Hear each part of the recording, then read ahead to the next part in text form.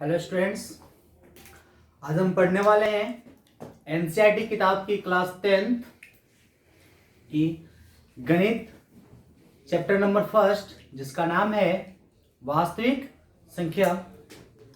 तो chapter number first वास्तविक संख्या। इस चैप्टर में अपन पढ़ेंगे कि इस चैप्टर के अकॉर्डिंग कौन कौन से क्वेश्चन आपके बोर्ड में आएंगे और कौन कौन से क्वेश्चन और कैसे कैसे क्वेश्चन जो आपके हैं कंपटीशन एग्जाम में आते हैं। तो पूरे सिलेबस को कवर करने वाले हैं, ठीक है।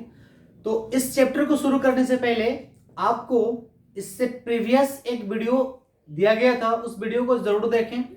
उस वीडियो में आपको बताया गया था कि वास्तविक संख्या का इंट्रोडक्शन पार्ट था वो, कि उसमें इंट्रोडक्शन में आपको बताया गया था कि वास्तविक संख्या होती क्या है, वास्तविक संख्या के अंदर और कौन कौन सी संख्याएं आती हैं, उस सब का पूरा इंट्रोडक्शन था। तो इस वीडियो से देखने से पहले एक बार उसको जरूर देख ले, ठीक है। तो अब आइए शुरू करते हैं वास्तविक संख्या। देखिए, इस वास्तविक संख्या वाले जो चैप्टर है ना, इसमें अपन पढ़ेंगे क्या क्या। तो सबसे पहले इसका बेसिक कंसेप्ट समझेंगे, ठीक है। तो आइए समझते हैं जी। तो इस चैप्टर में जो जो अपन एलिमेंट पढ़ने वाले हैं, जो जो सिलेबस पढ़ने वाले हैं, उसके बारे में एक बार चर्चा कर लेते हैं, क्या क्या पढ़ेंगे जी। तो सबसे पहला है आपका, इसमें पढ़ेंगे यूक्लिड विभाजन प्रमेय का एल्गोरिथम। अब एल्गोरिथम जो यूज आएगा वो पूर्णांकों का विभाजन के लिए आएगा, ठीक है। तो ये समझते हैं। देखिए, इसमें क्या पढ़ेंगे। सबसे पहला पॉइंट है आपका यूक्लिड विभाजन, यूक्लिड विभाजन प्रमेय का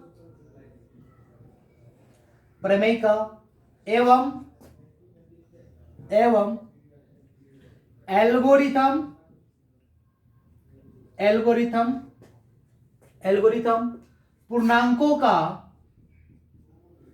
पूर्णांकों का विभाजन, एल्गोरिथम पूर्णांकों का विभाजन, ये अपन टॉपिक कवर करने वाले हैं। ये टॉपिक आपको इस चैप्टर का एक्सरसाइज 1.1 में आएगा। मतलब पहला एक्सरसाइज में ये पढ़ेंगे यूक्लिड विभाजन प्रमेय का एवं एल्गोरिथम पूर्णांकों का विभाजन। सेकेंड एक्सरसाइज जो है आपका 1.2 में जी पढ़ेंगे अपन अभाज्य गुणनखंड से एचसीएफ और एलसीएम ज्ञात करना। अभाज्य गुणनखंड से एलसीएम और एचसीएफ ज्ञात करना, एलसीएम और एचसीएफ ज्ञात करना, ठीक है जी। नेक्स्ट, इस एक्सरसाइज के बाद हम नेक्स्ट एक्सरसाइज में पढ़ने वाले जी किसी अपरिमेय संख्या को सिद्ध करना। नेक्स्ट एक्सरसाइज आपका 1.3 किसी अपरिमेय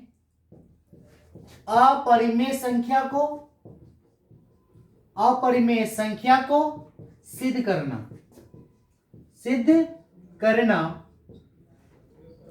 करना कि वह परिमेय संख्या है, सिद्ध करना कि वह अपरिमेय संख्या है, वह अपरिमेय संख्या है। इस एक्सरसाइज में क्या पढ़ने वाले 1.3 में कि किसी अपरिमेय संख्या को सिद्ध करना कि वह अपरिमेय संख्या है। नेक्स्ट 1.4 में जी पढ़ेंगे अपन शांत या अशांत दशमलव प्रसार। नेक्स्ट एक्सरसाइज में पढ़ने वाले हैं जी दशमलव प्रसार का शांत या अशांत प्रसार, या हम ऐसे भी लिख सकते हैं शांत या अशांत दशमलव प्रसार।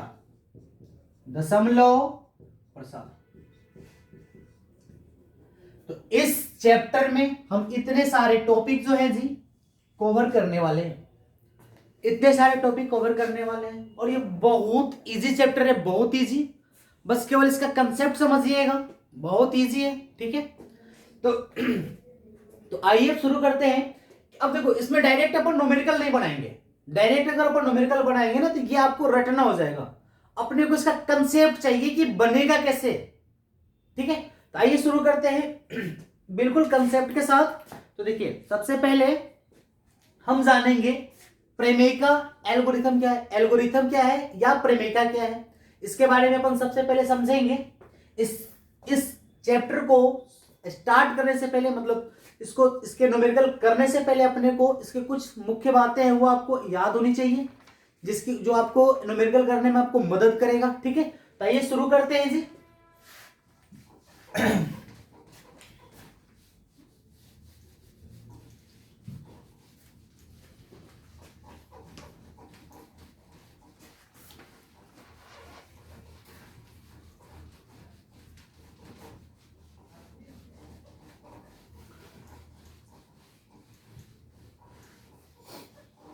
चलिए शुरू करते हैं।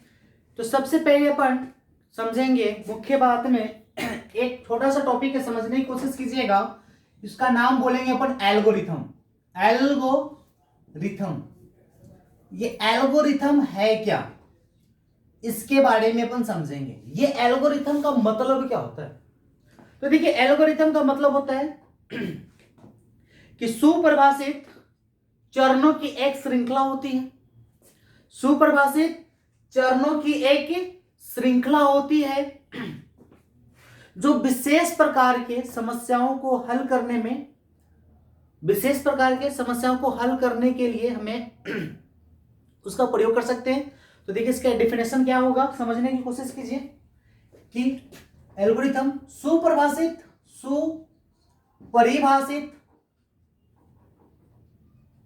सुपरिभाषित चरणों का एक श्रृंखला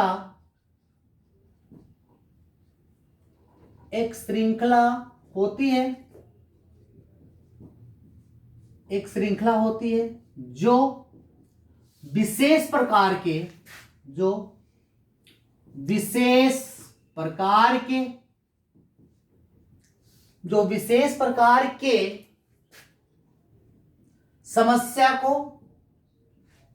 समस्या को हल करने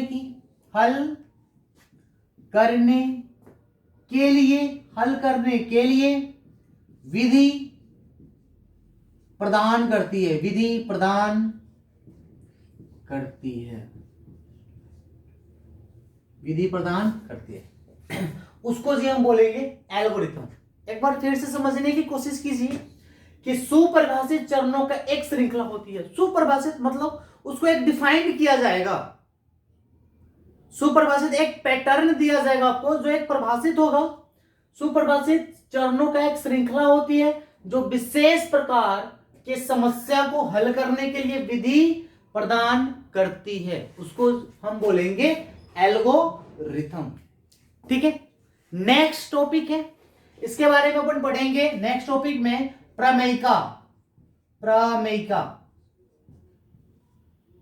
प्रमेयिका के बारे में क्या समझते हैं जी। तो देखो प्रमेयिका क्या होता है।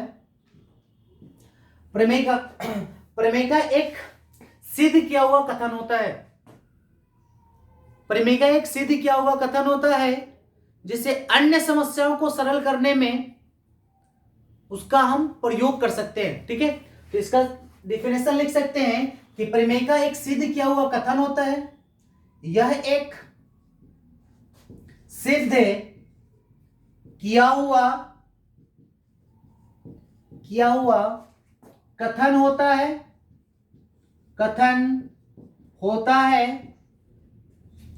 यह एक सिद्ध किया हुआ कथन होता है जिसका प्रयोग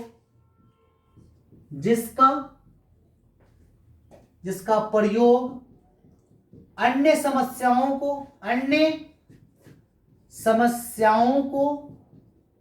समस्याओं को सरल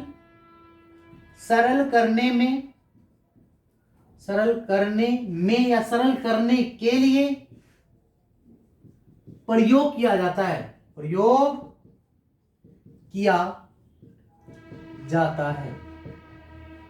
समझ पाए। ये था आपका एल्गोरिथम और प्रमेय का। ये छोटी छोटी बातें हैं, अच्छा, अब नेक्स्ट टॉपिक अपन पढ़ने वाले हैं जिसका नाम है आपका यूक्लिड विभाजन प्रमेय का। तो ये समझते हैं यूक्लिड विभाजन प्रमेय का क्या होता है। नेक्स्ट टॉपिक आपका यूक्लिड विभाजन प्रमेय का। यूक्लिड विभाजन प्रमेय का ये क्या होती है जी, ये क्या है। तो यूक्लिड विभाजन प्रमेय के बारे में हम बोल सकते हैं कि ये केवल और केवल धनात्मक राशियों के लिए प्रयोग किया जाता है। ठीक है, तो आइए समझते हैं कैसा होगा धनात्मक राशि। तो इसके बारे में हम लिख सकते हैं कि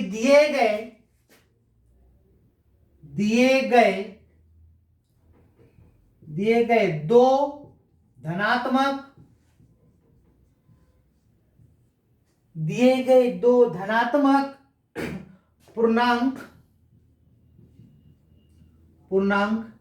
पूर्णांकों ए और बी, ध्यान दीजिए स्मॉल ए और स्मॉल बी की बात हो रही है। पूर्णांकों ए और बी के लिए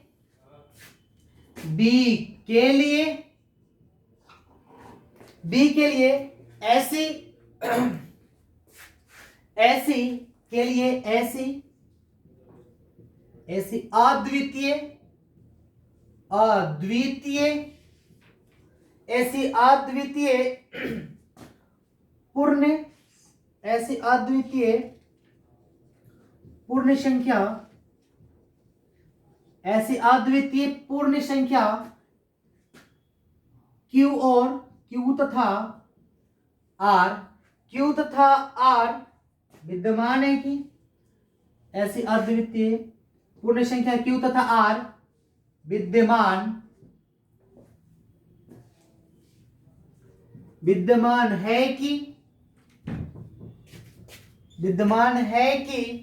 हम बोल सकते हैं कि ए बराबर b into q plus r, a बराबर बी क्यू प्लस आर, जहां आर का जो मान होगा आपका 0 से बड़ा या बराबर लेकिन इस बी से छोटा, less than or less than B, इस प्रकार से होना चाहिए। ठीक है, जहां हम बोल सकते हैं ये तथा ए क्या होगा जी आपका, ए को हम बोल सकते हैं भाज्य, बी को बोल सकते हैं हम भाजक एंड क्यू को बोल सकते हैं हम भागफल और आर को बोलेंगे हम शेषफल। समझिए क्या हमने कहा कि यूक्लिड विभाजन प्रमेय का क्या होता है। यह धनात्मक राशि, दो धनात्मक राशि के लिए प्रयोग किया जाता है, एक तो ए होगा और एक बी होगा। ऐसी अद्वितीय पूर्ण संख्या क्यू तथा आर विद्यमान है कि ए बराबर b q plus r, a बराबर बी क्यू प्लस आर। मतलब यदि आपसे कोई पूछ दे यूक्लिड विभाजन प्रमेय का क्या होता है तो आप सीधा बताइएगा ए बराबर बी क्यू प्लस आर। धनात्मक राशि के लिए ए बराबर बी क्यू प्लस आर। ए है आपका भाज्य, बी है आपका भाजक, क्यू है आपका भागफल और आर है आपका शेषफल। और आर मतलब जो शेषफल होगा वो 0 से बड़ा या उसके बराबर और बी से छोटा होगा। ठीक है, इस कंडीशन को समझिए। तथा उसके बाद यहां पर बताया गया कि ए क्या है तो ए भाज्य हो जाएगा, बी भाजक होगा, क्यू भागफल होगा और आर शेषफल होगा। ठीक है, ये था आपका कंडीशन। अब आगे समझने की कोशिश कीजिए कि इसको हम करते क्या। अब इसमें देखो इस टाइप के, अब इस पर आपका बहुत सारे न्यूमेरिकल बनेंगे। यूक्लिड विभाजन प्रमेय पे आपके न्यूमेरिकल सॉल्व होंगे जी। तो आइए समझते हैं कैसे। देखिए हम आपको स्टेप बताएंगे और उस स्टेप की सहायता से आप आसानी से हर एक क्वेश्चन बनेगा, बिल्कुल इसी स्टेप से बनेगा। ठीक है, तो हम यहां पर आपको स्टार्टिंग में बताए होंगे, इसके कुछ पॉइंट्स बताए होंगे कि यूक्लिड विभाजन प्रमेय का एवं एल्गोरिथम के बारे में बताए होंगे आपको कि पूर्णांकों का विभाजन बताए थे। तो उसमें अपन पढ़ेंगे कि उसमें आपका एचसीएफ भी निकालने के लिए बोलेगा कि यूक्लिड विभाजन प्रमेय से एचसीएफ ज्ञात कीजिए। ये आपका पहला क्वेश्चन बनेगा जी, और ये बहुत इंपॉर्टेंट है, इससे आपके बोर्ड में क्वेश्चन बनते हैं यूक्लिड विभाजन प्रेमिका से, या इसके जगह आपको बोलेगा यूक्लिड विभाजन एल्गोरिथम से एचसीएफ ज्ञात कीजिए। आइए देखिए कैसे ज्ञात करते हैं, बिल्कुल इसी कंसेप्ट पे होगा। ये जो आपका कंसेप्ट है, इसी कंसेप्ट पे हम इसका एचसीएफ ज्ञात करेंगे। बहुत ही सिंपल है, आइए समझते हैं।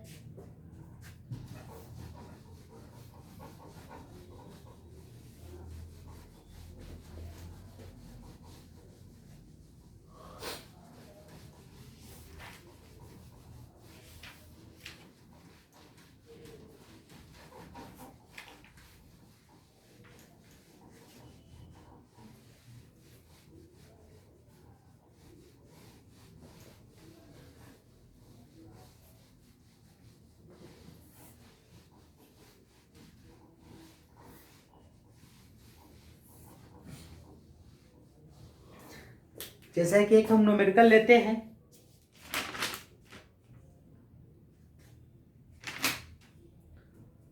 अच्छा अब इस न्यूमेरिकल करने से पहले एक छोटा सा बात ध्यान रखिएगा कि अगर आपको दो संख्या दिया रहेगा और उसमें बोलेगा कि यूक्लिड विभाजन प्रमेय ज्ञात कीजिए, तो उसमें a और b का मान होगा 2, इसमें से जो बड़ा होगा, मतलब a सदैव a ग्रेटर देन b होगा, a का जो मान होगा ना वो b से हमेशा बड़ा होगा। ये बात हम आपको क्लास में भी बता रखे हैं, ठीक है, तो ये बात ध्यान रखिएगा। अब देखिए एक न्यूमेरिकल करते हैं, इसी न्यूमेरिकल के अनुसार से आपका पूरा क्वेश्चन बनेगा, बिल्कुल ठीक है। तो ये समझते हैं कि इसमें हम करेंगे जी कैसे। तो देखिए इसको करने के लिए यूक्लिड विभाजन प्रमेय से एचसीएफ कैसे ज्ञात करेंगे, उसके लिए एक छोटा सा बेसिक कंसेप्ट समझो, उसके बाद अपन क्वेश्चन करेंगे। देखिए यूक्लिड विभाजन प्रमेय, या हम इसको बोलेंगे एल्गोरिथम, एल्गोरिथम से एचसीएफ, से एचसीएफ, इससे हम एचसीएफ कैसे ज्ञात करेंगे ये समझने की कोशिश कीजिए। तो देखिए इसमें क्या होगा कि आपको दो संख्याएं दी रहेगी, एक दो संख्या इस प्रकार से, दो धनात्मक संख्या इस प्रकार से दिया रहेगा, एक आपका ए रहेगा और एक बी रहेगा।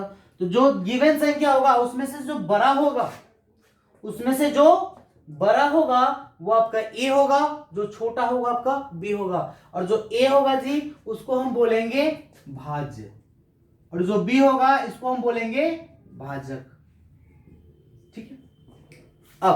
अब इसको हम एक एल्गोरिथम्स की सहायता से इसको चरण वाइज लिखेंगे, एल्गोरिथम की सहायता से इसको हम स्टेप वाइज लिखेंगे। तो स्टेप वाइज कैसे लिखेंगे जी, ध्यान से समझिएगा। आप इसमें से इसको ऐसे भी लिख सकते हो कि ये आपका ए है और यहां पर आपका बनेगा बी, ठीक है जी। अब देखिए इसमें क्या करेंगे, इसमें हम चरण लिखेंगे, चरण फर्स्ट, चरण फर्स्ट। अब चरण फर्स्ट में क्या करेंगे, इसका एचसीएफ ज्ञात करने के लिए हम इस प्रोसेस को सोल्व करेंगे। इसमें अपने को बी चाहिए, सॉरी ए तो पता है, बी पता है, अपने को क्यू और आर चाहिए, क्यू और आर चाहिए। तो इसको अपन सरल करेंगे।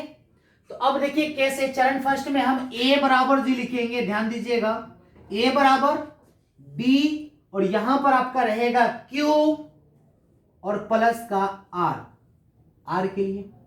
तो अब यहां पर समझो क्या क्या भर सकते हैं, तो इसमें हम भाग दिया तो आपको मिल सकता है r, क्या मिल सकता है जी, r।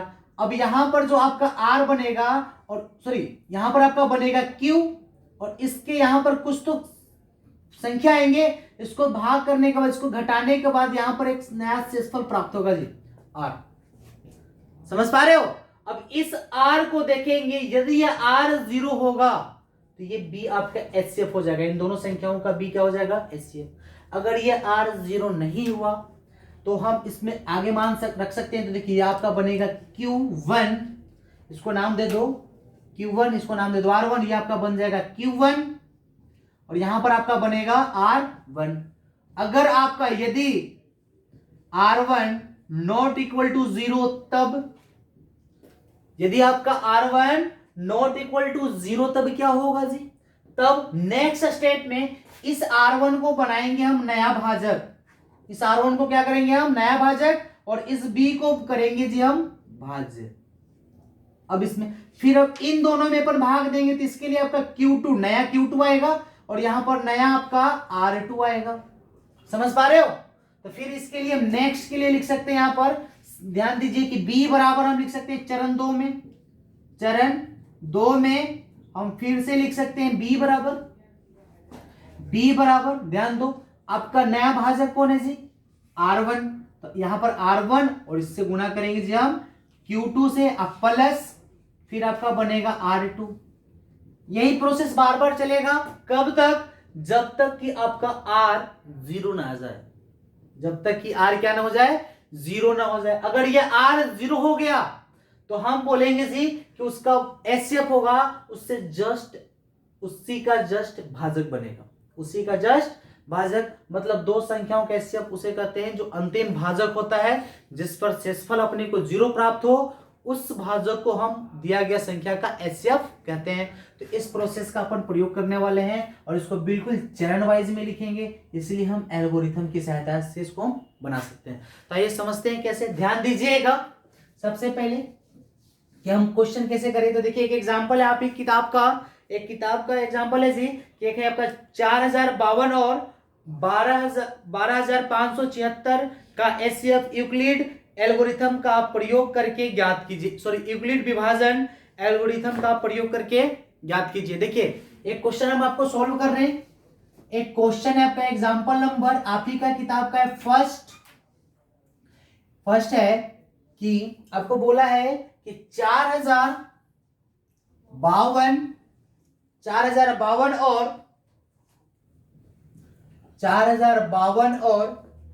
12576 का HCF यूक्लिड विभाजन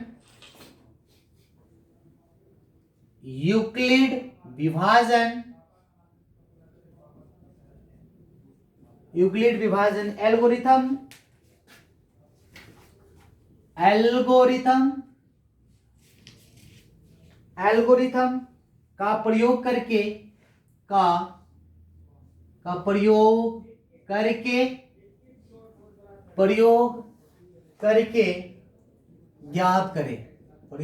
ज्ञात करें। प्रयोग करके ज्ञात करिए या ज्ञात कीजिए। अब देखो इस क्वेश्चन को बिल्कुल हम इस पैटर्न पे जी करने वाले हैं, ठीक है। चरण के अनुसार करेंगे तो ये आपका एल्गोरिथम बन जाएगा और ये आपका आंसर आ जाएगा। तो आइए समझते हैं। तो सबसे पहले इस क्वेश्चन में देखेंगे, देखिए हम हल कर रहे हैं और ये बिल्कुल जिस फॉर्मेट में हम बना रहे हैं उसी फॉर्मेट में आप बना सकते हैं, बोर्ड में अच्छे नंबर आपको मिल सकते हैं। तो आइए समझते हैं। तो हल देखिए इस क्वेश्चन का सबसे पहले हम लिखेंगे जी हल लिख दिया। अब हल वाले को क्या करेंगे इसमें कि देखेंगे कि अपने को गिवन क्या है, क्वेश्चन में अपने को डाटा क्या है, क्या दिया गया अपने को। तो सबसे पहले अपने को यहां पर लिख सकते हैं कि दिया गया धनात्मक पूर्णांक, लिखेंगे हल दिया गया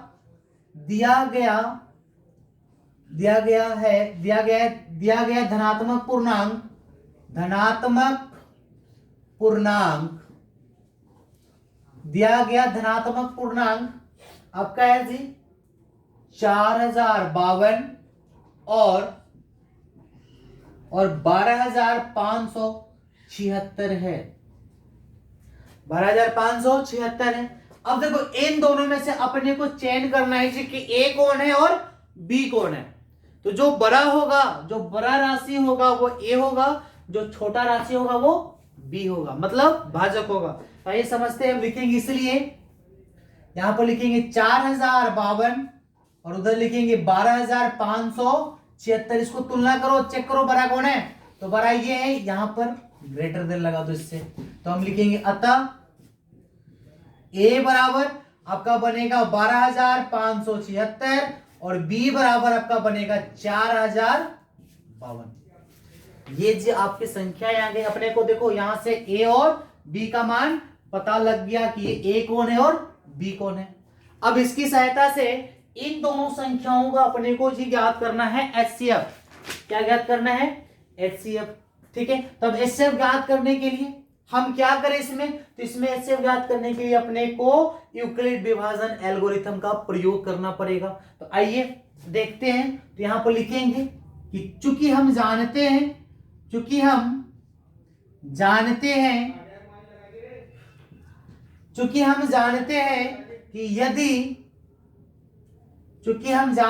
कि यदि धनात्मक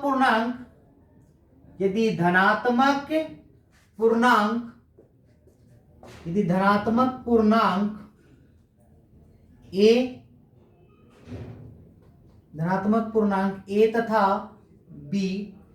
तथा बी के लिए, धनात्मक पूर्णांक ए तथा बी के लिए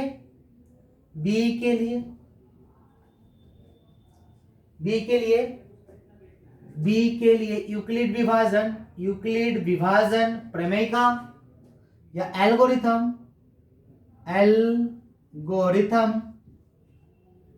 या ऐसे लिख दो, यूक्लिड विभाजन प्रमेय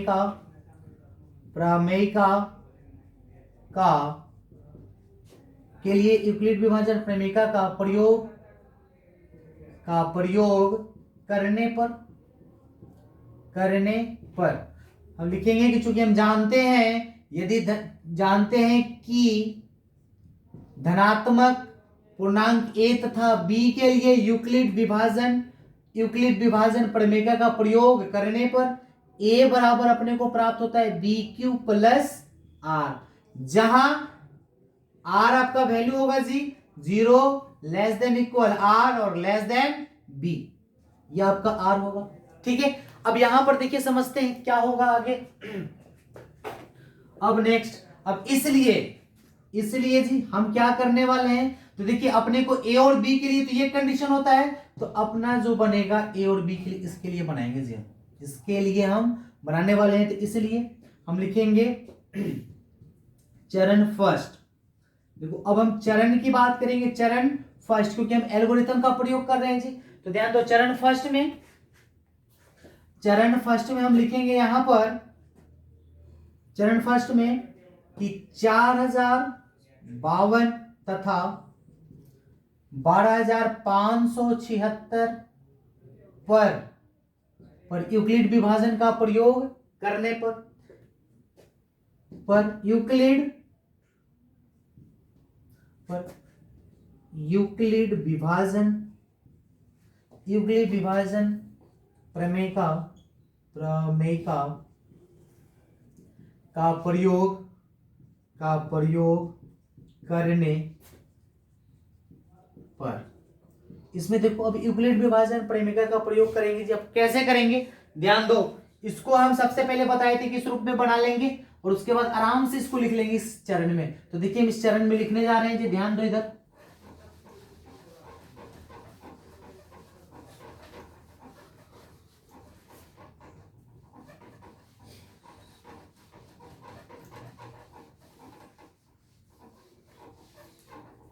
देखिए समझने की कोशिश कीजिएगा, इतना तथा इतना पर यूक्लिड विभाजन प्रमेय का प्रयोग करने पर। तो आइए देखिए समझते हैं क्या होगा। तो सबसे पहले पहला टॉपिक आपका कि ए और बी के लिए करेंगे, तो ये बनेगा, तो इसमें ए कौन है, तो ए का मान आपका जो बड़ी संख्या है उसके लिए लिखेंगे, तो आपका बनेगा चरण नंबर फर्स्ट में 12576 बराबर बी का मान आपका है 4052, बी का मान है जी आपका 4052। अब इसमें अपने को आर का वैल्यू चाहिए, आर का वैल्यू और प्लस क्यू का वैल्यू और प्लस आर का वैल्यू। अगर आर आपका 0 आ जाता है तो हम बोलेंगे कि इस दोनों का एचसीएफ ये वाली संख्या है, ये वाली। अगर आर 0 नहीं आता है तो फिर चरण 2 स्टार्ट करेंगे। तो ये समझते हैं इसको। सबसे पहले हम इस रूप में भी रफ कर सकते हैं। देखिए कैसे, यहां पर आपका वैल्यू है 12576, डिवाइड आपको करना है 4052 से।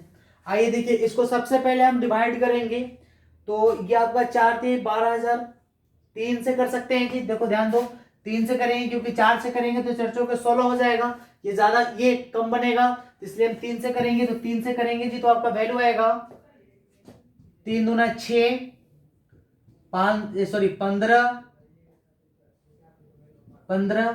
1 और 4 तिहाई 12, यह आपका बनेगा। अब इसको अपन घटाएंगे तो देखो 6 में से 6 गया तो बनेगा जी आपका 0, 7 में से 5 गया तो बचेगा जी आपका 2, 5 में से 1 गया तो बचेगा 4, ये दोनों आपका बच गया जी कैंसिल। समझ पा रहे हो? तो हम यहां पर लिख सकते हैं, बताओ क्यू का मान कितना आया? तो क्यू का मान आपका आया, गुना में हम लिख सकते हैं 3। ध्यान दो, ये आपका वैल्यू बनेगा क्यू, तो हम यहां पर लिख दिया जी 3 प्लस आर का वैल्यू कितना है जी 420।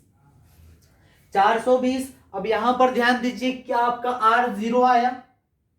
अगर ये 0 आता तो हम बोल सकते हैं कि ये बी क्या हो जाता आपका एचसीएफ हो जाता। तो ये आपका आर 0 नहीं है। नेक्स्ट स्टेप हम करने वाले हैं जी आपको इसी में से, तो हम लिखेंगे हम पाते हैं, इसलिए लिखेंगे अतः हम पाते हैं, अतः हम पाते हैं, अतः हम पाते हैं कि R बराबर 420 नॉट इक्वल टू कितना है जी 0। R जो है जो आपका 420 है, जो आपके 0 के बराबर नहीं है, इसलिए अब देखिए फिर उसके बाद नेक्स्ट स्टेप की बात करेंगे जी हम आपके ऊपर। इसलिए फिर लिखेंगे हम चरण नंबर 2। चरण नंबर 2। अब चरण नंबर 2 क्या कहेगा? तो यहां पर लिख सकते हैं हम चरण नंबर 2 में कि नया भाजक।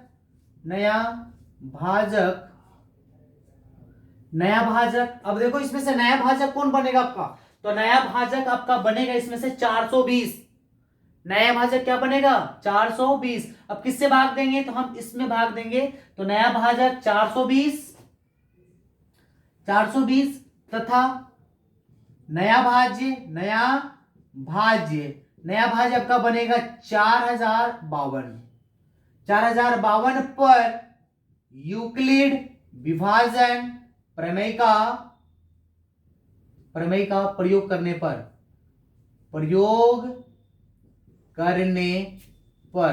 तो देखिए बताइए क्या बनता है यहां पर। तो चरण नंबर 2 में अब इसमें आपको जो है 420 क्या है जी? तो 420 आपका बनेगा नया भाजक। तो भाजक का मतलब हो गया आपका, इसमें भाज्य कौन सी बन गया? तो इसके लिए लिख सकते हैं 4052 बराबर नया भाजक है जी 420। अब इसको भाग देके चेक कीजिए, यहां पर आपका बनेगा 4052। चेक करो ये कितने बार में भाग जाएगा? 10 बार में तो जा नहीं सकता, 10 बार में भाग नहीं जा सकता है, तो हम इसमें लगाएंगे जी 9 बार में भाग। 9 बार में लगाएंगे तो बताइए कितना आएगा? ये आपका बन जाएगा 0। 9 में 2 से गुना करेंगे तो आ जाएगा आपका 18। हासिल बचेगा जी आपका 1, और 9 में 4 से गुना करेंगे तो आज आपका आ जाएगा 9 चौके 36 और 1 37। अब इसको घटाइए, आपका बनेगा जी 2। 5 में 60 नहीं जा सकता, यहां से कैरी लेंगे तो 15, और 15 में 60 गया तो बचेगा आपका 7। ये बचेगा आपका 9 में से 7 गया तो बचेगा 2, और ये आपका हो गया कैंसिल। तो नया भाजक क्यू का वैल्यू आया आपका 9, अब प्लस आर का जी वैल्यू आया 272। अब यहां पर चेक कीजिए क्या आया आपका, फिर आर 0 आया। क्या आपका फिर आर 0 आया? तो आर जी आपका 0 नहीं है, क्योंकि 272 0 के बराबर तो रही है नहीं है, तो इसलिए हम फिर दोबारा हम नेक्स्ट चरण लिखेंगे। तो लिखेंगे अतः हम पाते हैं कि R बराबर 272 नॉट इक्वल टू 0 है, इसलिए पुनः फिर जब ये 0 नहीं आया तो फिर उसके बाद नेक्स्ट चरण बनाएंगे, चरण थर्ड में देखिए क्या करेंगे। जब हम चरण थर्ड में, जैसे हम चरण 2 लिखे थे वैसे चरण थर्ड लिखेंगे। तो चरण थर्ड में तो यहां पर लिखेंगे अतः चरण थर्ड में नया भाजक। अब बताइए नया भाजक इसमें से कौन है? तो नया भाजक जो आपका आर रहेगा वही नया भाजक बन जाता है। तो नया भाजक हम लिखेंगे 272 तथा नया भाज्य आपका बनेगा जी, इसमें से नया भाज्य बनेगा आपका 420 पर यूक्लिड विभाजन प्रमेय का प्रयोग करने पर इसमें अगर हम प्रयोग करेंगे तो क्या बन जाता? तो नया भाजक आपका बनेगा 272। नया भाज्य कितना है जी 420, तो हम लिख सकते हैं 420 बराबर 272 अब गुना, अब अपने को चाहिए जी क्यू, तो क्यू के लिए इसको फिर से अपन नया भाग बनाएंगे। देखिए यहां पर हम लिख सकते हैं 420 भाग 2, ये कितने बार में जाएगा? तो देखो ये 2 बार में नहीं जा सकता भाग, इसको हम लगाएंगे 1 बार में। 1 यहां पर कितना आएगा वैल्यू?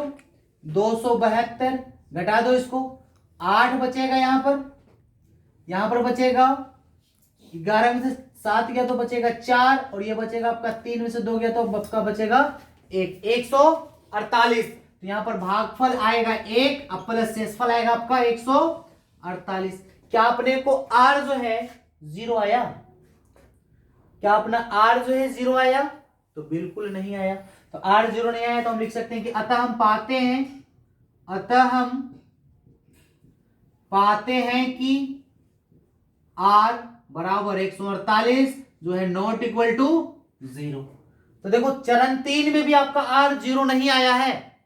तो जब चरण 3 में आर 0 नहीं आया है तो हम क्या करें? तो फिर चरण 4 की बात करेंगे, उसमें भी अगर 0 नहीं आता तो फिर चरण 5 की बात करेंगे, उसमें भी 0 नहीं आएगा तो फिर आपका चरण बनेगा 6। ऐसे स्टेप बाय स्टेप बढ़ते जाएंगे। ठीक है, तो इस प्रकार से हम क्वेश्चन करेंगे जी। अब प्रत्येक क्वेश्चन में आपका यही काम आने वाला है, एवरी क्वेश्चन में ये स्टेप हम लिखते चलेंगे, आपका आंसर आ जाएगा। ठीक है, तो आइए हम इसके बाद आगे चलेंगे। हम ऊपर वाला पार्ट रफ कर रहे हैं, ऊपर वाला पार्ट हम रफ कर रहे हैं। देखो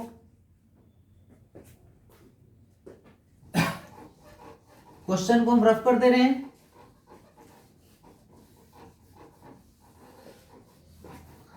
चलिए अब नेक्स्ट स्टेप की बात करते हैं हम। नेक्स्ट स्टेप चरण नंबर 3 तक आ गए थे। अब हम बात करेंगे चरण नंबर 4, चरण नंबर 5, चरण नंबर 6, ऐसे अपन बढ़ते जाएंगे जहां तक ये बने। तो आइए नेक्स्ट समझते हैं आपका। हम पाते हैं कि यहाँ पर आर बराबर 148 जो कि 0 के बराबर नहीं है, तब हम नेक्स्ट चरण लिखेंगे। तो नेक्स्ट चरण हम लिख सकते हैं, इसी को यहीं से लिख देते ना। देखो ये आप क्वेश्चन को लिख लीजिएगा, इस क्वेश्चन को लिखने के बाद फिर हम यहीं से स्टेप बढ़ा रहे हैं। तो देखिए हम चरण नंबर हम कर रहे हैं यहां से 4, ये 3 हो गया था, नेक्स्ट हम चरण कर रहे हैं 4। तो नेक्स्ट चरण 4 करेंगे तो यहां पर आपका संख्या क्या हो जाएगा? चेंज हो जाएगा। तो ध्यान दीजिए, संख्या चेंज करने के लिए क्या कर सकते हैं हम, इसको बार बार हम रिपीट कर सकते हैं। ध्यान दो, चरण 4 में आपका नया भाजक बनेगा, लिख सकते हैं तो नया भाजक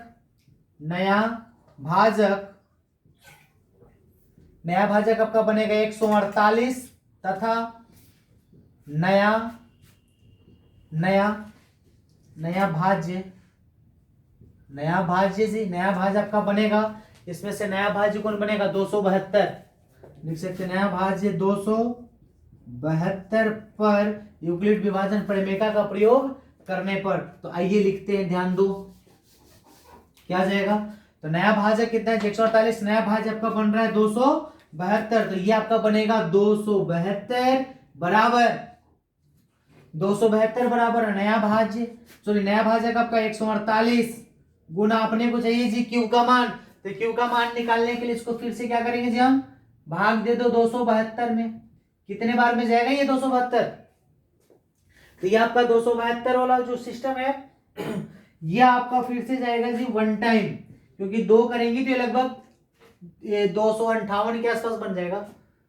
ठीक है, 296 हो जाएगा, जो कि आपका है 272। तो इसलिए हम लिख सकते हैं एक बार में तो 148, इसको घटा दो, 12 में से 8 गया तो बचेगा जी 4, ये बचेगा आपका 6 में से 4 गया तो बचेगा 2, और ये बचेगा आपका 124। तो ये समझते हैं नया भाजक आपका बन जाएगा जी, ये अब आपका बन गया है। वहां पर भागफल आपका 1 आ रहा है, प्लस शेषफल आपका आ रहा है 124। हम लिखेंगे कि अतः हम पाते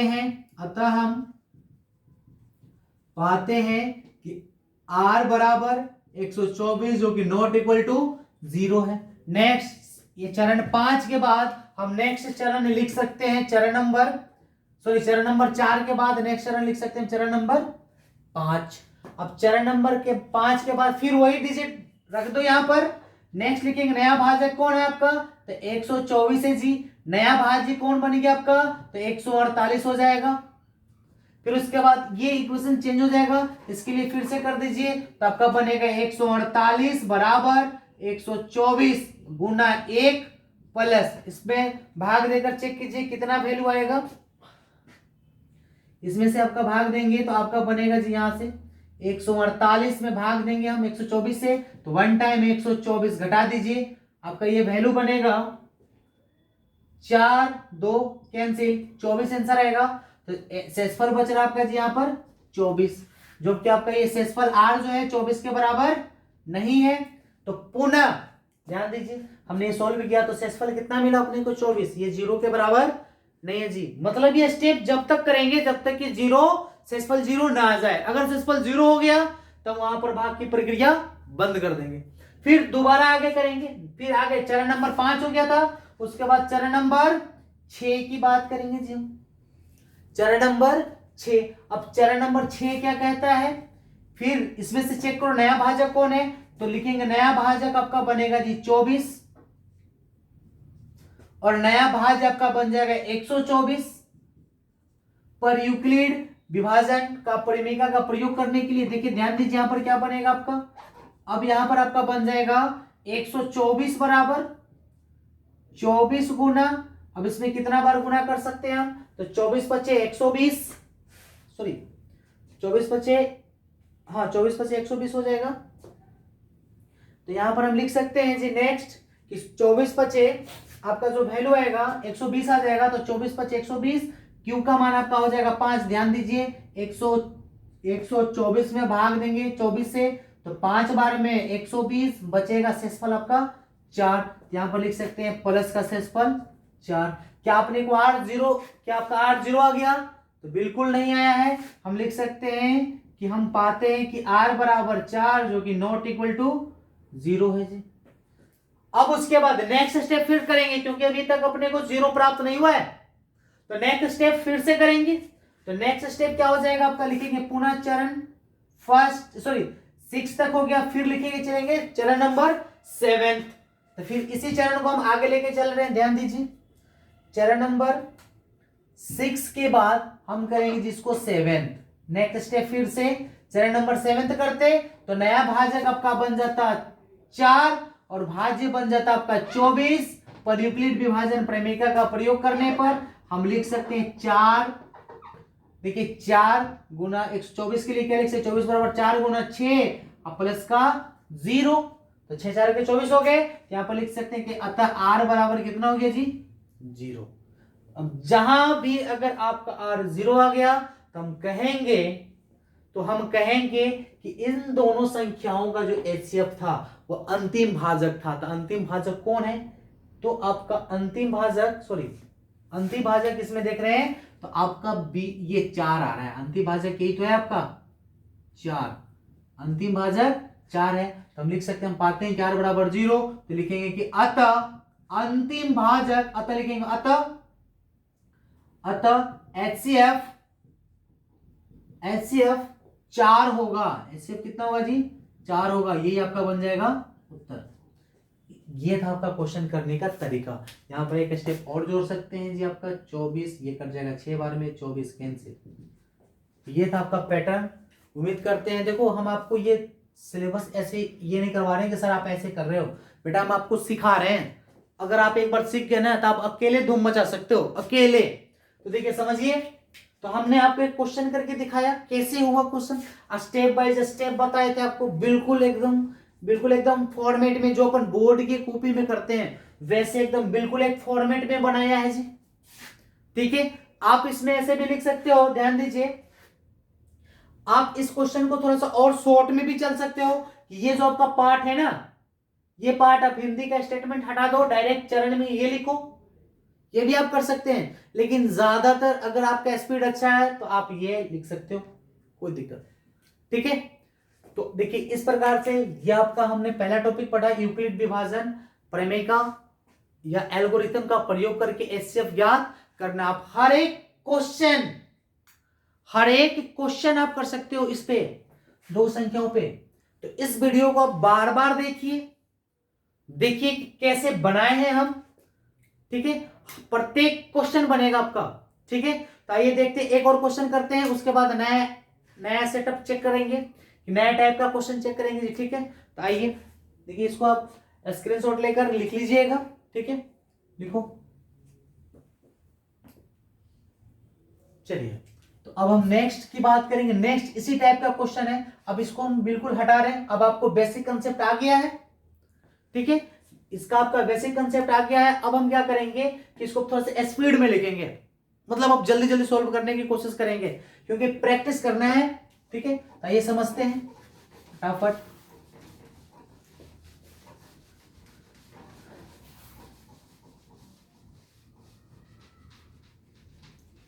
अब कोई भी अगर आपको मन में कोई भी शंका है, डाउट है, तो आप कमेंट करके बता सकते हो कि सर यहां पर डाउट है।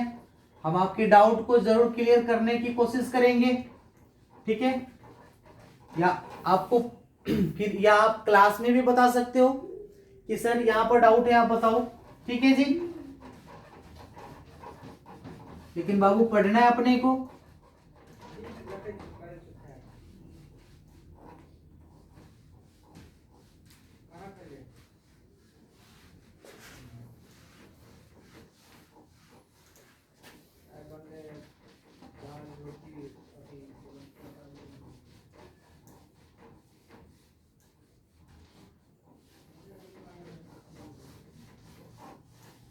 चलिए, अब इसी एक्सरसाइज के एक और क्वेश्चन लेते हैं। बिल्कुल जो अपन क्वेश्चन अभी सॉल्व किया ना, बिल्कुल वही क्वेश्चन, वैसे उसी प्रकार का क्वेश्चन एक और एक देख लेते हैं, ताकि आपको समझ में आए। फिर उसके बाद नया क्वेश्चन अपन शुरू करेंगे, नए प्रकार का क्वेश्चन। तो देखिए, आपका एक्सरसाइज की बात करेंगे। आपका एक्सरसाइज नंबर 1.1 का पहला क्वेश्चन है कि निम्नलिखित संख्याओं का एचसीएफ ज्ञात करने के लिए यूक्लिड विभाजन एल्गोरिथम का प्रयोग कीजिए। उसमें ध्यान दीजिए, पहला क्वेश्चन है आपका 135 और 225, 135 और 225। आइए सॉल्व करते हैं, ध्यान दीजिए। क्वेश्चन है जी आपका एक्सरसाइज 1.1 का क्वेश्चन नंबर फर्स्ट का पहला क्वेश्चन, क्वेश्चन नंबर फर्स्ट का आपका पहला क्वेश्चन हल।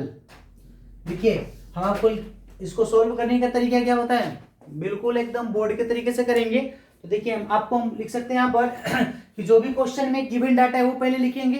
तो देखिए, इसमें क्या है जी, तो हम लिख सकते हैं कि बोला है कि निम्नलिखित संख्याओं का एचसीएफ ज्ञात करने के लिए यूक्लिड विभाजन एल्गोरिथम का प्रयोग कीजिए। तो क्वेश्चन है आपका 135 और 225। सबसे पहले लिखेंगे, दिया गया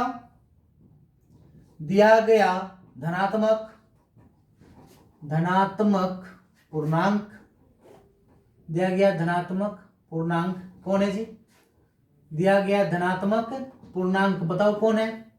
ये आपका है 135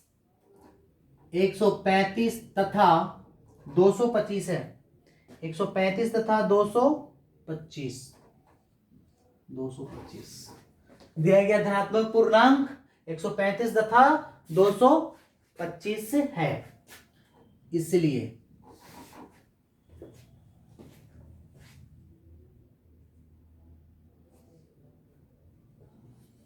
देखिए, इसको थोड़ा सा और देखेंगे अपने यहां से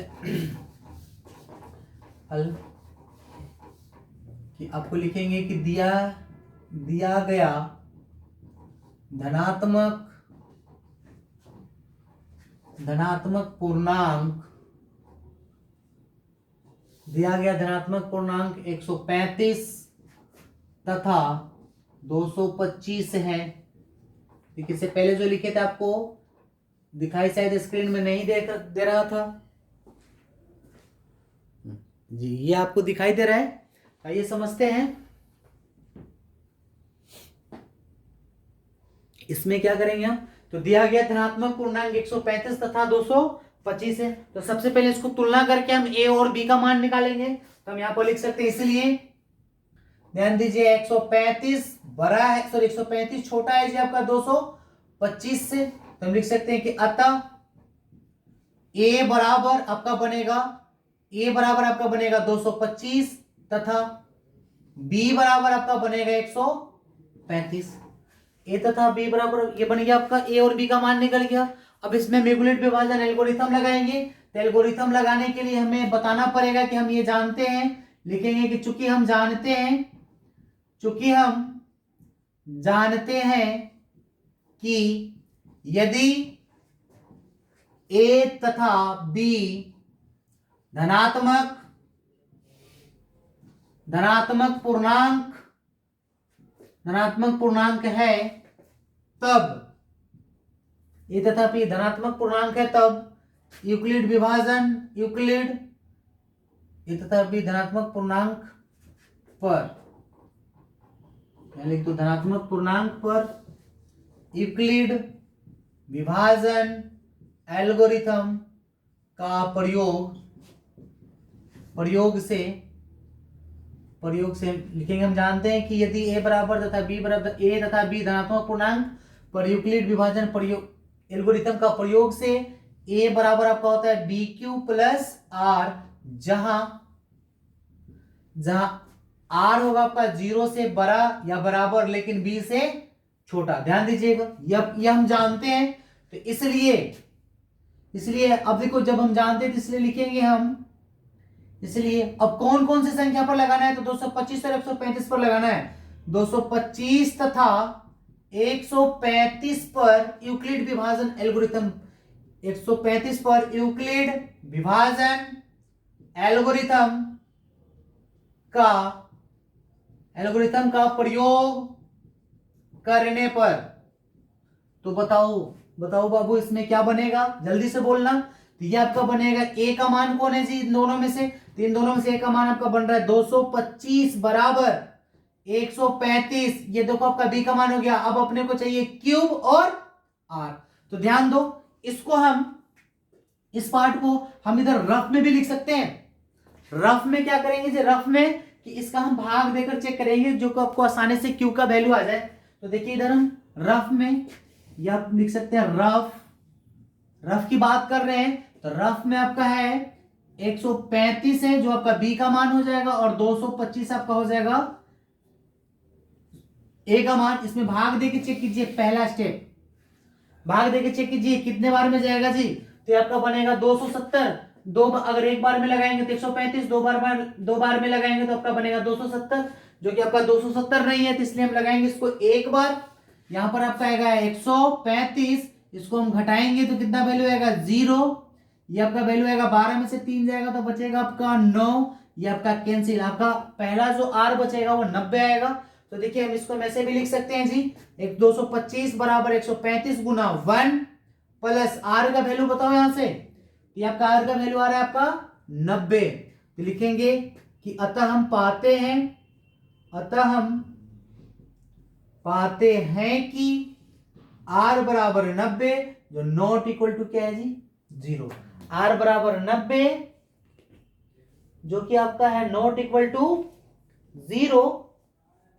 अच्छा, अब उसके बाद नेक्स्ट स्टेप देखो, ये आपका चरण फर्स्ट बन गया। आप यहां पर लिख सकते हो चरण नंबर 1, चरण 1। यह आपका आर यहां पर 0 नहीं आया, तब हम फिर नेक्स्ट स्टेप करेंगे। नेक्स्ट स्टेप फिर हम लिखेंगे पुनः चरण नंबर 2 में, चरण 2। देखिए ध्यान दीजिए, चरण 2 में क्या कर सकते हैं जी हम, अब चरण 2 लिखेंगे हम। तो चरण 2 क्या कहेगा, तो नया भाजक बताओ, नया भाजक कौन हो जाता है, तो आपका आर हो जाता है। तो लिखेंगे तो नया भाजक 90 तथा नया भाज्य। अब नया भाज्य कौन होगा, तो इससे जस्ट पहले वाला जो बी होगा, तो बी आपका है जी 135 पर यूक्लिड विभाजन एल्गोरिथम का प्रयोग करने पर, तो बताइए जल्दी से, थोड़ा स्पीड में बताओ बाबू क्या बनेगा। आर बराबर क्या हो गया था आपका 90, तो ये नया भाजक बन गया था, और भाज्य कौन था आपका, तो 135। तो हम लिख सकते हैं 135 बराबर 90। अब देखो इसको हम नया भाजक बनाते हैं तो क्या बनता है, 135 भाग देते जी तो 1 टाइम जाता है 90, आपका बन जाता है यहाँ पर 45। यहाँ आप लिख सकते हैं आपका मल्टीप्लाई, जो आपका शेष क्यू आएगा, भागफल आएगा वो आपका 1 आएगा, और प्लस शेषफल आएगा आपका यहाँ पर आएगा 45। हम लिखेंगे पुनः लिखेंगे अतः हम पाते हैं कि r बराबर 145 जो कि नॉट इक्वल टू आपका है 0। अभी भी अगर हम चरण 2 की बात करें तो आपका r बराबर 45 आया, 0 के बराबर नहीं है। इसलिए अब हम क्या करेंगे जी, तो अब हम करेंगे इसमें, तो अब हम इसमें करने वाले हैं, ध्यान दीजिएगा, हम इसमें करने वाले हैं जी, फिर दोबारा नेक्स्ट चरण स्टेप लेके चलेंगे, चरण नंबर थर्ड। आइए चरण नंबर थर्ड की बात करते हैं। देखिए कि चरण नंबर थर्ड क्या कहता है जी, तो चरण नंबर जो थर्ड है आपका, इसमें फिर से नया भाजक चेक कर लो, इससे चरण नंबर 2 में, इससे जस्ट पहले वाले चरण में। तो कौन है नया चरण, सॉरी कौन है आपका नया भाजक, तो लिखेंगे नया भाजक, चरण नंबर थर्ड में नया भाजक आपका बनेगा जी 45 तथा नया भाज्य तो नया भाज्य आपका बनेगा जी 90, क्योंकि इसी बी को बोलते हैं। तो नया भाज्य 90 पर यूक्लिड विभाजन प्रमेय का बोलो, या हम इसको एल्गोरिथम भी बोल सकते हैं। यूक्लिड विभाजन एल्गोरिथम का प्रयोग करने पर, तो बताओ बाबू क्या बनता, प्रयोग करने पर ध्यान दीजिए, ये आपका बन जाता जी 100, ये आपका बन जाता, नया भाजक था आपका 45 और नया भाज्य था आपका 90, तो 90 बराबर 45, इसमें भाग दे दीजिए तो आपका 90 कट जाएगा 2 टाइम में, 90 कैंसिल, तो आपका बनेगा मल्टीप्लाई 2 प्लस 0, ध्यान दो शेषफल आपका आ गया 0। तो लिखेंगे अतः हम पाते हैं कि शेष r बराबर 0, इसलिए दिया गया संख्या कौन है, 135 तथा 225 का HCF, 135 तथा 225 का HCF, बताओ बाबू कितना आएगा, तो इसमें जिस पर शेषफल 0 आता है उसी का भाजक उसका HCF हो जाता है। तो शेषफल किस भाजक पर आया है, तो 45 पर आया है, इसलिए HCF बराबर हम लिख सकते हैं 45 होगा। आंसर मिला लीजिएगा, ये आपका बन जाएगा जी उत्तर। इस प्रकार से हम करेंगे क्वेश्चन को सॉल्व। और ये जो पार्ट है ये आपका है रफ में भी लिख सकते हैं, इस पार्ट को हम रफ में लिख के ये चरण हम बना सकते हैं, इसी आपका हो जाएगा। ठीक है, ये तो हम आपको यहाँ पर समझाने के लिए लिखे थे, नहीं तो आप इसको भी लिख सकते हो। इसको इस स्टेप को शुरू करने से पहले इसको आप ऊपर लिख देना, उसके बाद आप फिर ये स्टेप लिख देना, आपका आंसर आ जाएगा। समझ पा रहे हो? चलिए इसका सेकंड मेथड ध्यान दो, इसी का सेकंड मेथड में क्या करेंगे कि जो आपका स्टेटमेंट है ना वो लिखना, वो ज्यादा नहीं लिखेंगे, वो आपका ज्यादा नहीं लिखेंगे, वो डायरेक्ट उसके आंसर अपन निकाल सकते हैं। ध्यान दीजिए इसी क्वेश्चन को हम लिख रहे हैं सेकंड मेथड में। सेकंड मेथड, ध्यान दीजिए इसको सेकंड मेथड में कैसे लिखेंगे कि, तो सबसे पहले जो क्वेश्चन होगा ना उसको तो आपको बताना पड़ेगा। सेकंड मेथड में लिखेंगे हल, दिया गया धनात्मक संख्या, दिया गया धनात्मक पूर्णांक, दिया गया धनात्मक पूर्णांक कौन कौन है जी, तो आपका है जी 135 तथा 225 है। चलिए ये हो गया, तो हम लिख सकते हैं, इसलिए यहां से 135 बड़ा जो है आपका 135 जो है 225 से छोटा है, तो लिख सकते हैं कि अतः भाज्य लिख दो पहले, अतः भाज्य ए बराबर आपका बन जाएगा 225 तथा भाजक बी बराबर आपका बनेगा 135। इसलिए ध्यान दीजिए, इसलिए हम इसको ऐसे भी लिख सकते हैं जी, बिल्कुल सिंपल स्टेप है। 135 से अपने को भाग देना है, 225 में भाग दो फटाफट, ये आपका कटेगा एक बार में, आपका वैल्यू आएगा 135, ये बचेगा आपका 0, ये बचेगा आपका 0, ये बच जाएगा आपका 12 में से 3 गया तो बचेगा 9, ये आपका कैंसिल। फिर उसके बाद फिर से भाग दे दो फटाफट। अब इसको देखो, ये शेषफल 0 नहीं आया, इसको फिर से गिरेंगे हम, और इसको लिखते हैं 135, फिर इसको लगाओ भाग कितने बार में, तो फिर आपको जाएगा ये एक बार में, यहाँ पर आपका आएगा 90। अब इसको हम घटाएंगे तो आपका आएगा 45। फिर इसको ये देखो सेसफल 0 नहीं है, तो फिर इसको गिरेंगे, इसको यहाँ पर लिखेंगे हम 90। अब यहाँ पर देखो ये आपका 2 बार में 90 आपका हो जाएगा कैंसिल। तो ये आपका इस पैटर्न के बाद हम लिखेंगे यूक्लिड विभाजन का यूक्लिड विभाजन एल्गोरिथम का प्रयोग करने पर। तो आइए समझते हैं, फिर लिखेंगे अतः दिया गया संख्या 135 तथा 225 पर यूक्लिड विभाजन एल्गोरिथम का प्रयोग करने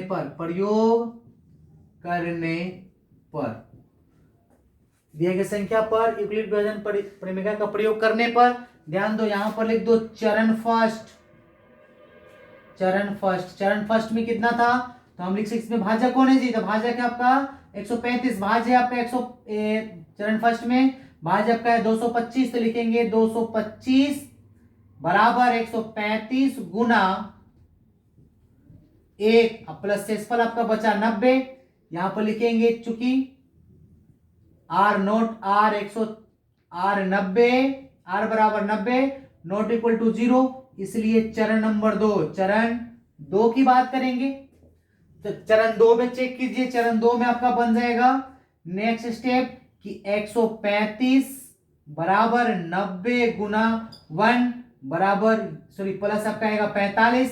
ध्यान दो ये 45 आया था, तो फिर लिखेंगे कि चूंकि R बराबर 45 नॉट इक्वल टू क्या जी आपका 0, इसलिए लिखेंगे हम फिर चरण नंबर 3। अब चरण 3 को इसको फिर से रख दीजिए, तो आपका बनेगा चरण 3 में 90 बराबर 45 गुना 2 प्लस 0 लिखेंगे, इसलिए लिखेंगे अतः R बराबर 0, इसलिए जो आपका भाजक है बाबू इसलिए आपका जो HCF होगा, इसलिए लिखेंगे अतः HCF आपका बनेगा 45 होगा, ये आपका बन जाएगा उत्तर। तो ध्यान दीजिए, आप इस प्रोसेस से भी कर सकते हो। देखो ये आपको बहुत छोटा प्रोसेस है, इसमें क्या होगा कि आपको लिखना पड़ेगा, इसमें आपको लिखने की कोई ज्यादा जरूरत नहीं है, फटाफट आप लिख सकते हो। समझ पा रहे हो, दोनों प्रोसेस में से आप किसी को भी कर सकते हो, ठीक है जी। तो देखिए ये इस टाइप का क्वेश्चन बनेगा, प्रत्येक क्वेश्चन आपके बुक का प्रत्येक क्वेश्चन इसी पैटर्न पर आप बना सकते हो, हर एक क्वेश्चन आपका सॉल्व होगा, ठीक है। तो अब आपको कोई भी डाउट नहीं आनी चाहिए, अगर इसके बाद भी अगर कोई डाउट है तो आप इसको वीडियो को बार बार देखिए, ठीक है, समझने की कोशिश कीजिए कि हम आपको क्या समझाना चाह रहे हैं, ठीक है। अगर इसके बावजूद भी अगर आपको कोई डाउट है तो आप क्लास में आकर बता सकते हैं, ठीक है सर। तो चलिए इसको आप राइट डाउन कीजिए, उसके बाद नेक्स्ट वीडियो में मिलते हैं हम नेक्स्ट टाइप के क्वेश्चन के साथ। इसी एक्सरसाइज का नया क्वेश्चन आपका आएगा, ठीक है, तो इसको आप राइट डाउन कर लीजिएगा। चलिए मिलते हैं, धन्यवाद।